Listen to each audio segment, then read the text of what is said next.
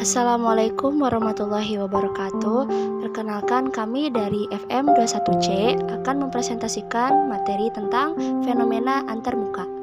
Adapun anggota kami yaitu Azahra Amelia, Bella Cindika Sagala, Monika Yasna KAS, Samsi Ayu Wulandari, Sulastri Amalia. Pengertian fenomena antarmuka. Fenomena antarmuka mencakup antarmuka cairan, adsorpsi pada antarmuka cairan, adsorpsi pada antarmuka padatan, pemakaian surfaktan, dan sifat-sifat elektrik antarmuka.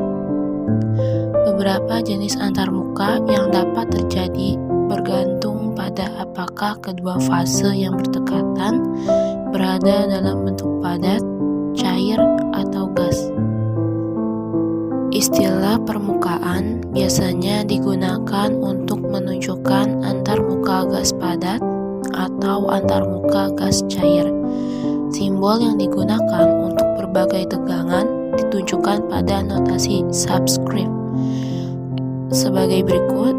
L yaitu cairan atau liquid, V berarti uap atau vapor, dan S berarti padat atau solid. Klasifikasi antarmuka dibagi menjadi 6, yaitu yang pertama gas-gas, yang kedua gas liquid, yang ketiga gas solid, yang keempat liquid-liquid, yang kelima liquid solid, dan yang keenam solid-solid. Konsep antarmuka dibagi menjadi 2. Yang pertama, bila ada fase-fase bersamaan, batas antara dua dari fase tersebut diistilahkan antarmuka. Yang kedua, sifat molekul-molekul yang membentuk antarmuka tersebut cukup berbeda dengan sifat molekul dalam bulk masing-masing fase, sehingga molekul-molekul ini dikatakan membentuk fase antarmuka. Kohesi. Menurut Mulyana, kohesi adalah hubungan antar bagian dalam teks yang ditandai penggunaan unsur bahasa. Konsep kohesi pada dasarnya mengacu kepada hubungan bentuk, artinya unsur-unsur wacana atau kata atau kalimat yang digunakan untuk menyusun suatu wacana memiliki keterkaitan secara padu dan utuh. Gaya kohesi terjadi pada molekul sejenis, misalnya gaya tarik-menarik antar molekul air yang berada dalam suatu wadah. Sederhananya, kohesi dapat dikatakan sebagai molekul air yang terkait pada molekul air lainnya. Adhesi. Menurut J. Anthony von Fraunhofer dalam jurnal berjudul Adhesion and Cohesion 2012, adhesi adalah gaya tarik-menarik antara spesies molekul yang berbeda, sedangkan kohesi adalah gaya tarik-menarik antara molekul yang sejenis. Gaya adhesi terjadi pada dua jenis molekul yang berbeda, misalnya air yang membasahi segala macam benda. Sederhananya, adhesi dapat dikatakan sebagai molekul air yang tertarik pada molekul zat lain. Perhitungan tegangan permukaan. Tegangan permukaan atau gamma didefinisikan sebagai perbandingan antara gaya tegangan dengan panjang permukaan tempat gaya tersebut bekerja.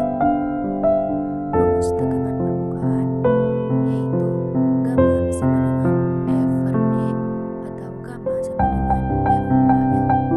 Keterangannya, gamma yaitu tegangan permukaan, satuannya Nm, F sama dengan gaya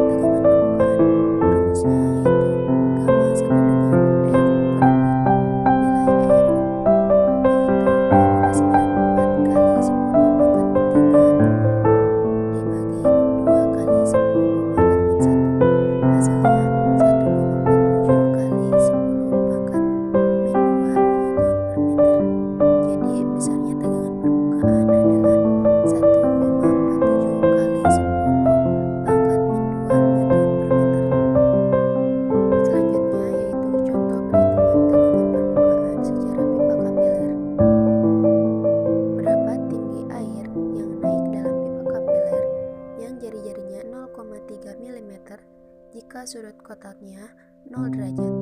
Tegangan permukaan air atau gamma adalah 0,073. Penyelesaian diketahui R sama dengan 0,3 mm sama dengan 3 kali 10 pangkat min 4 meter. Rho sama dengan 1000 kg per meter kubik.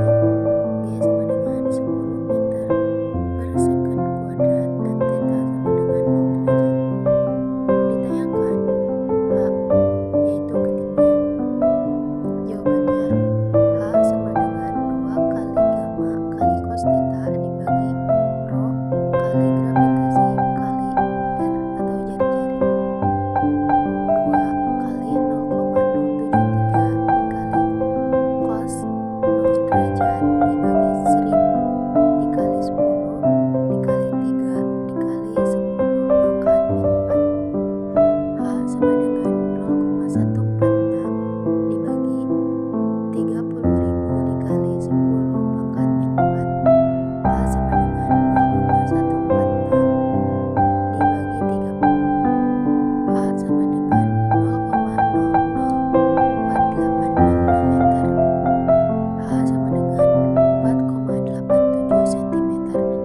Jadi, tinggi air dalam pipa kapiler adalah 4,87 cm. Surfaktan. Surfaktan merupakan molekul yang memiliki gugus polar yang suka air atau hidrofilik dan gugus nonpolar yang suka minyak atau lipofilik sekaligus, sehingga dapat mempersatukan campuran yang terdiri dari minyak dan air. Surfaktan adalah bahan aktif permukaan yang bekerja menurunkan tegangan permukaan cairan. Sifat aktif ini diperoleh dari sifat ganda molekulnya. Bagian polar molekulnya dapat bermuatan positif, negatif, ataupun netral. Bagian polar mempunyai gugus hidroksil, sementara bagian nonpolar biasanya merupakan rantai alkil yang panjang. Surfaktan pada umumnya disintesis dari turunan minyak bumi dan limbahnya dapat mencemarkan lingkungan karena sifatnya yang sukar terdegradasi. Selain itu, minyak bumi merupakan sumber bahan baku yang tidak dapat diperbaharui. Fungsi surfaktan. Pada produk pembersih, fungsi dari surfaktan adalah membantu menghilangkan minyak dan atau kotoran dari permukaan yang dibersihkan. Ini bekerja dengan melepaskan minyak dan atau kotoran pada permukaan yang dibersihkan serta menahan minyak dan kotoran tersebut dalam pembersih yang sudah bercampur air sehingga memungkinkan pembuangannya. Jenis-jenis surfaktan. Ada 3 jenis. Yang pertama, surfaktan kationik, yaitu surfaktan yang bagian alkilnya terikat suatu kation. Contohnya, garam alkil trimetil amonium, garam dialkil dimetil amonium, garam alkil dimetil benzil amonium. Dan yang kedua, yaitu surfaktan non-ionik, surfaktan yang bagian alkilnya tidak bermuatan. Contohnya, ester gliserin, ester sorbitan, ester sukrosa, polietilena alkil amina, glukamina, alkil poliglukosida, monoalkanol amina, dialkanol amina, dan alkil amina oksida.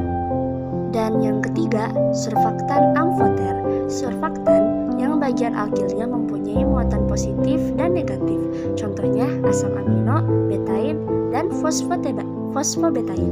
Berikut contoh penerapan fenomena antarmuka dalam bidang farmasi. Yang pertama, dalam mempengaruhi penyerapan obat pada bahan pembantu padat pada sediaan obat. Kedua, penetrasi molekul melalui membran biologis. Ketiga, pembentukan dan kestabilan emulsi. Dan yang terakhir, dispersi partikel tidak larut dalam media cair untuk membentuk sediaan suspensi.